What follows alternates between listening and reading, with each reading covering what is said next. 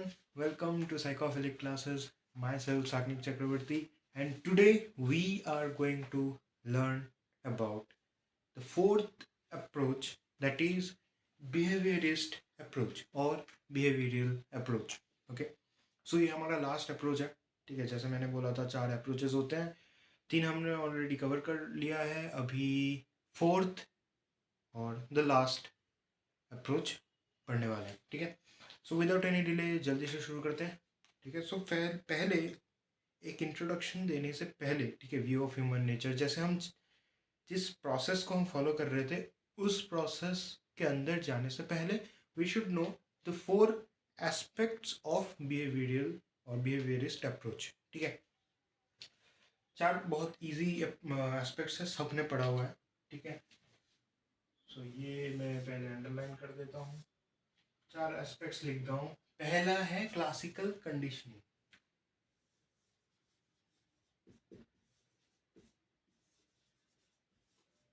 ठीक है, सेकंड है ऑपरेंट कंडीशनिंग.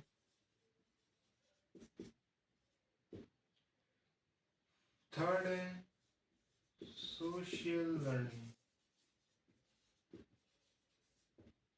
एंड फोर्थ है स्लेविटी. ठीक है, अब एक एक करके थोड़ा सा आइडिया दे देता हूँ. ऑब्वियसली सबको पता है फिर भी. ठीक है, क्लासिकल कंडीशनिंग क्या है? Where an individual or an animal learns through what association. ठीक है, याद करना वो एक्सपेरिमेंट पावलोव का विथ द डॉग. ठीक है, condition stimulus, uncondition stimulus, condition response, neutral stimulus. ठीक है, वो सब बेसिक सा लिखना एक लाइन में कि जहाँ पे एक इंडिविजुअल एसोसिएशन के थ्रू लर्न करता है. ऑपरेंट लर्निंग थ्रू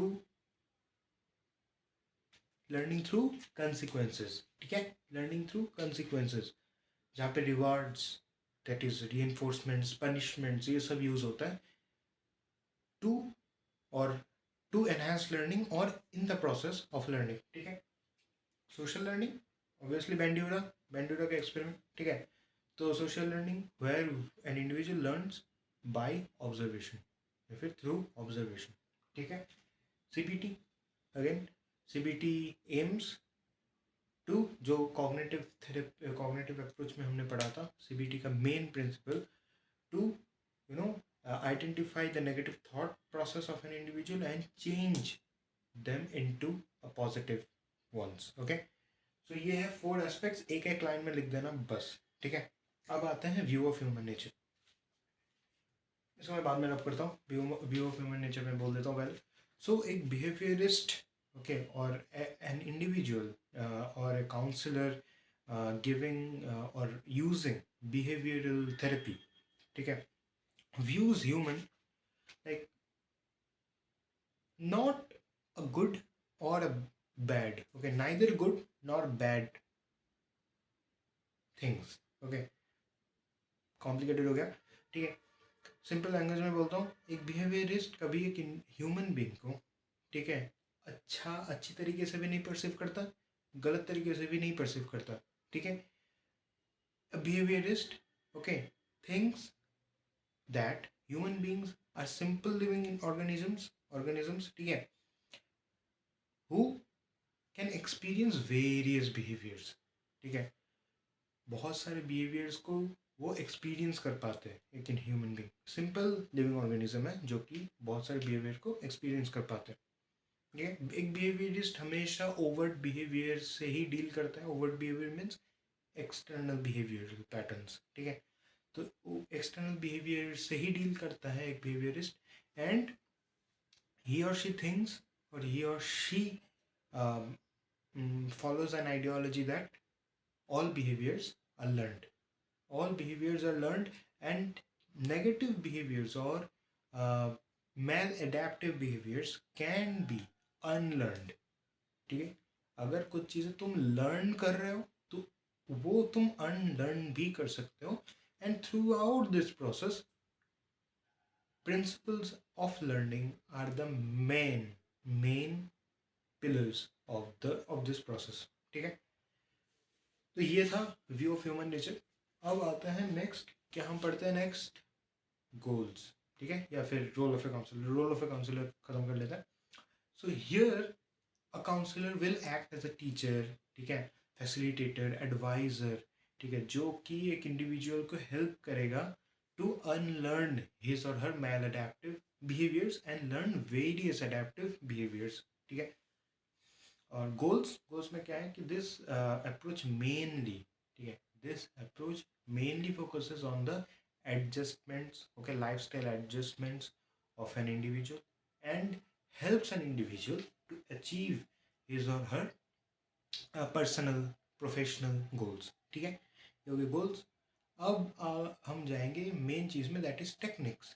ये जो टेक्निक्स हम पढ़ेंगे, ठीक है, ये जो टेक्निक्स हम पढ़ेंगे, ये बिहेवियरिस्टिक अप्रोच अगर ऑल ओवर लाइक 10 मार्क का क्वेश्चन, 5 मार्क का क्वेश्चन आता है, ये तो इंक्लूड करना ही है।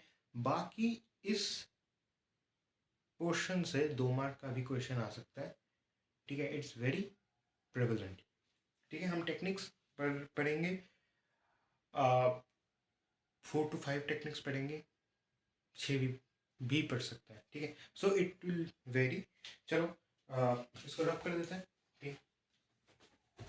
और टेक्निक्स में हम पहला टेक्निक जो हम पढ़ेंगे वो होगा सिस्टमैटिक डिसेंसिटाइजेशन, ठीक है। फर्स्ट टेक्निक,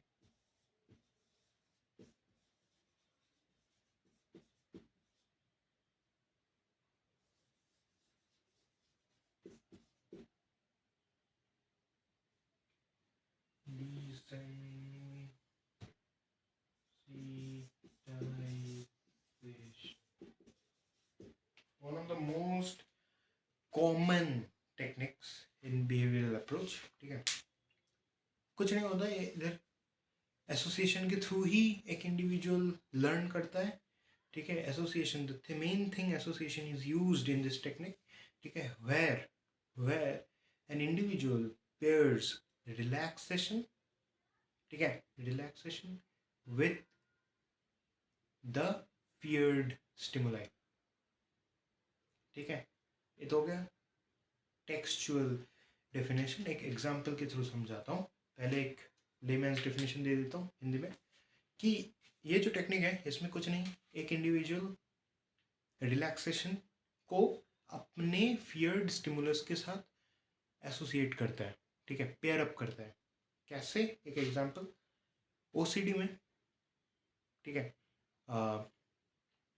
या फिर let's take an example of phobia, ठीक है, क्योंकि this technique is mainly used for phobias, OCDs, ठीक है, टू ट्रीट देम। तो एक फोबिया का एग्जांपल लेते हैं, क्लॉस्ट्रोफोबिया एग्जांपल लेते हैं, ठीक है, एक क्लोज्ड स्पेसेस का डर होना, ठीक है, या फिर हाइट का फोबिया ले लेते हैं, हाइट का फोबिया ले लेते हैं, ठीक है। अब एक इंडिविजुअल को बहुत डर लग रहा है हाइट से, and he can not like see that thing, ठीक है। तो पहले एक काउंसलर का काम क्या होगा कि to make them learn different relaxation techniques, जैसे लास्ट वीडियो में भी मैंने बोला था JPMR, ठीक है, that is great and very effective relaxation technique, ठीक है। तो काउंसलर का मेन एम ये होना चाहिए, पहले उसको ये समझा देना एंड उसके साथ रहना एट द स्पॉट, ठीक है। देखो, to deal phobia, to deal OCD, you have to face that stimulus again and again, but with this relaxation technique, ठीक है, लाइक JPMR। तो सपोज एक इंडिविजुअल को हाइट का फोबिया है, उसको पता है JPMR, एंड काउंसलर उसको लाइक काउंसलर उसके साथ है, असिस्ट कर रहा है, एंड ही और she, the client went to a place of great height. अब वो नीचे देखने से मना कर रहा है, ऑब्वियसली उसको डर लग रहा है, एंड काउंसलर सेज कि जो मैंने सिखाया था रिलैक्सेशन, वो याद करो, वो करते रहो। जैसे तुम देख रहे हो एंग्जाइटी बढ़ रहा है, ऑब्वियसली, ठीक है, जैसे तुम नीचे देख रहे हो हार्ट बीट बढ़ रहा है, स्वेटिंग्स हो रहे हैं, ठीक है। So when these symptoms are occurring, just follow that relaxation technique that you have learn. So उसके साथ करते करते क्या होता है, करते करते रिलैक्सेशन टेक्निक करते करते, and to expose himself to that feared stimulus, धीरे धीरे ना वो फोबिया चला जाता है, एंड सेम विथ ओसीडी, ठीक है। सो ये है systematic desensitisation. Systematically relaxation technique को पेयर अप किया उस फियर स्टिमुलाई के साथ एंड धीरे धीरे वो चीज़ जो था, symptoms of phobia, symptoms of ओसिटी हट गया, ठीक है, या फिर चला गया। This is systematic desensitization. इसको हम रब करते हैं। सेकंड मोस्ट कॉमन टेक्निक में जाते हैं, एवर्सिव थेरेपी।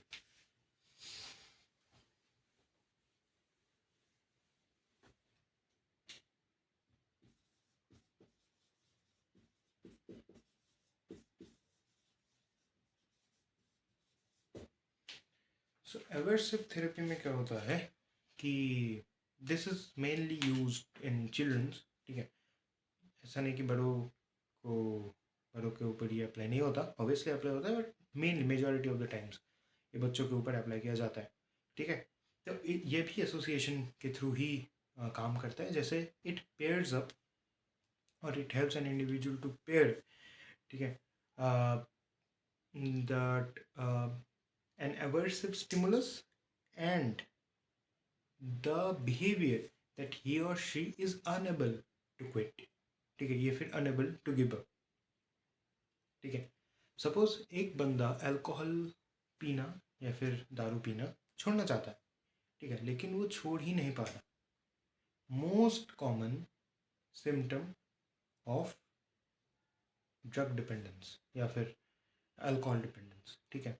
हर एक बंदा जो अल्कोहल के ऊपर डिपेंडेंट है, मेजॉरिटी ऑफ द बंदा जो अल्कोहल के ऊपर डिपेंडेंट है, सब्सटेंसेस के ऊपर डिपेंडेंट है, उसका कॉमन सिम्टम यही होता है कि they want to leave using those but they can't, ठीक है। So this is that behaviour जिसके साथ हमें किसको पेयर करना है, एक एवर्सिव स्टिमुलस को पेयर करना है, that is a negative stimulus. एक एग्जांपल लेते हैं अल्कोहलिज्म का ही। एक बंदा अल्कोहल पीना छोड़ना चाह रहा है बट वो छोड़ नहीं पा रहा। अब he or she should take a drug with that alcohol जो कि उसको नॉजियस फील कराए। जब भी वो अल्कोहल पिए, ठीक है, वो ड्रग भी अंदर जा रहा है और जो कि उसको नॉजिया मतलब नॉजियस कर रहा है, ठीक है। So what he or she will think that taking alcohol results into a negative consequence, ठीक है, दैट इज नॉजिया, जो कि अपने हेल्थ को हार्म कर रहा है। सो धीरे धीरे वो बंदा समझ जाएगा, ठीक है, and then he or she can leave using the substance, using alcohol, ठीक है। सो ये है एवर्सिव थेरेपी। नेक्स्ट हम जाएंगे रीइंफोर्समेंट।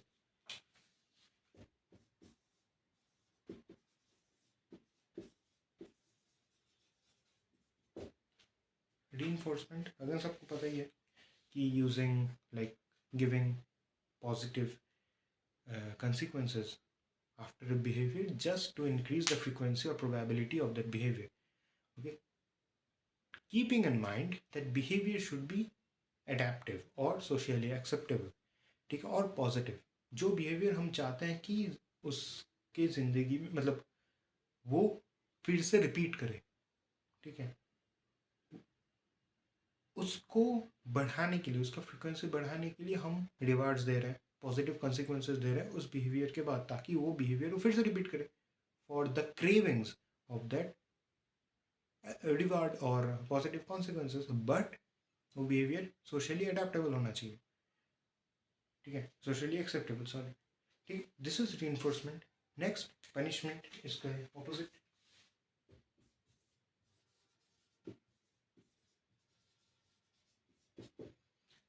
एक बिहेवियर जो सोशली अनएक्सेप्टेबल है, नेगेटिव है, उसको हम जड़ से उखाड़ना चाहते हैं, भाई हम रखेंगे नहीं उसे, ठीक है। We don't want any repetitions of that negative behaviour. So हम क्या कर रहे हैं, एक नेगेटिव कॉन्सिक्वेंसेस को उस बिहेवियर के बाद लगा दे रहे हैं, एड ऑन कर रहे हैं, ताकि वो बंदा वो बिहेवियर और परफॉर्म ना करे। This is nothing but punishment, ठीक है। इसके बाद आते हैं हम shaping. Okay, shaping is also a learning technique.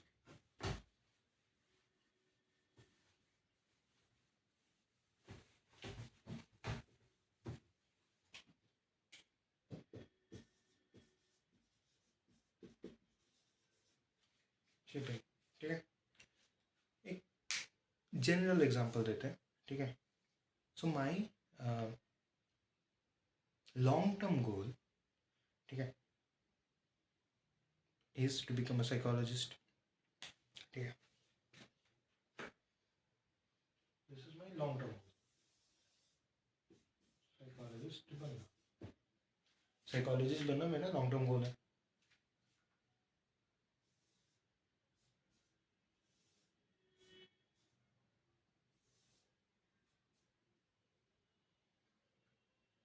या फिर साइकोलॉजी प्रोफेसर लिख देते हैं। ठीक है, तो BSc, MSc, PhD, these are my short term goals. Like एक general example, these are my short term goals to achieve these long term goals.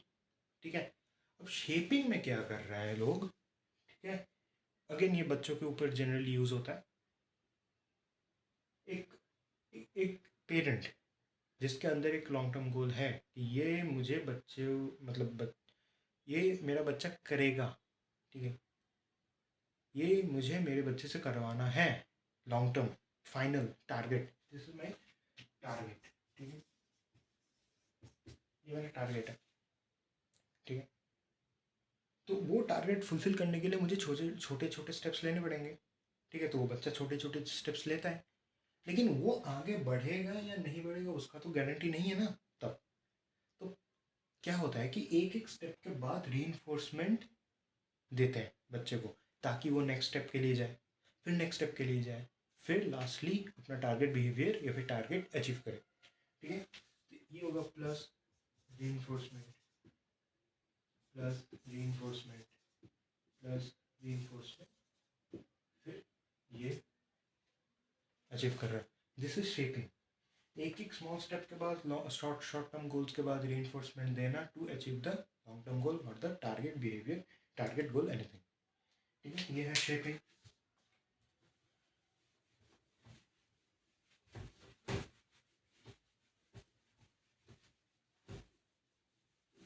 Next आते हैं हम एक्सटिंक्शन पे।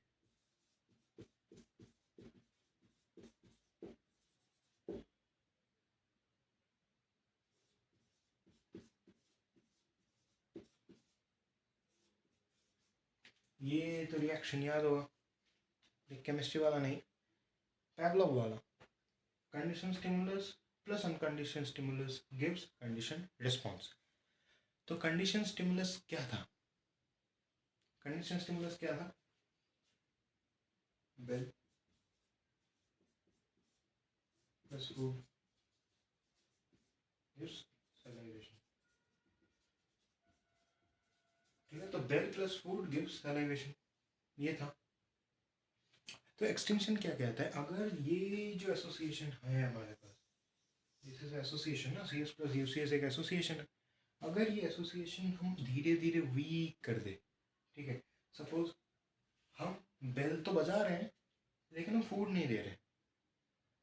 अब इनिशियली प्रैक्टिस होने के बाद, प्रैक्टिस कराने के बाद उस डॉग को, ठीक है, जब हम बेल बेल बजाएंगे तुरंत सलाइवेट होगा इनिशियली, बट जब हम फूड धीरे धीरे, अब लेकिन बाद में तो उस कुत्ते को तो पता चल जाएगा ना कि अरे ये तो मुझे गधा बना रहा है, मैं कुत्ता मुझे गधा बना रहा है।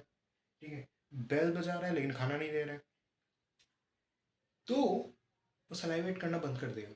So when the association between conditioned stimulus and unconditioned stimulus weakens, the frequency of conditioned response also weakens and gradually it extincts. This is extinction. ठीक है,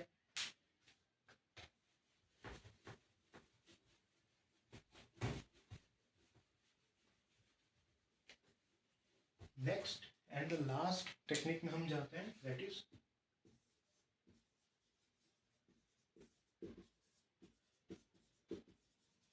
जनरलाइजेशन। फिर से वो रिएक्शन याद करो, कंडीशन स्टिमुलस में क्या था? बेल। ठीक है, अब अगर कंडीशन स्टिमुलस को आफ्टर वेरियस टाइम्स, ठीक है, बहुत बार प्रैक्टिस करने के बाद, सपोज हमने कंडीशन स्टिमुलस जो बेल है वो हमने रिप्लेस कर दिया सिमिलरली साउंडिंग ऑब्जेक्ट के साथ। ठीक है, अब वो बेल नहीं है, अब वो सपोज वो है टिंग टिंग टिंग वाला। ठीक है, जिसे हम पियोन्स वगैरह बुलाते हैं ऑफिसर लोग। ठीक है, वो हमने रिप्लेस कर दिया, फिर भी we will get the conditions response. ठीक है, so this is generalisation. This is the phenomenon when condition stimulus evokes when there is similar stimulus, like similar stimulus, like this condition stimulus. ठीक है, definition थोड़ा इधर उधर हो गया. Main thing is understanding. ठीक है, तुम बना के भी लिख सकते हो. This is a phenomenon where like the condition response gets evoked whenever there is a similarly sounded, if a similar uh, stimulus like or as of condition stimulus. ठीक है, दिस इज जनरलाइजेशन. बस ये थे कुछ techniques, बहुत important है ये सब टेक्निक्स तुम लोगों को 2 मार्क के लिए पढ़ना है और पढ़ना चाहिए. ठीक है, 10 मार्क 5 मार्क हर एक चीज़ में इसको लिखना है. ठीक है, so this was behaviouristic approach and the last approach जो हम पढ़ रहे थे अभी से. ठीक है, नेक्स्ट वीडियो में हम क्या पढ़ेंगे मुझे भी नहीं पता. सो हम देखेंगे, will find it out what to learn in our next video. ठीक है, तब तक के लिए stay curious, keep exploring yourself and stay tuned to get more videos from the field of psychology. तब तक के लिए, आज के लिए इतना ही.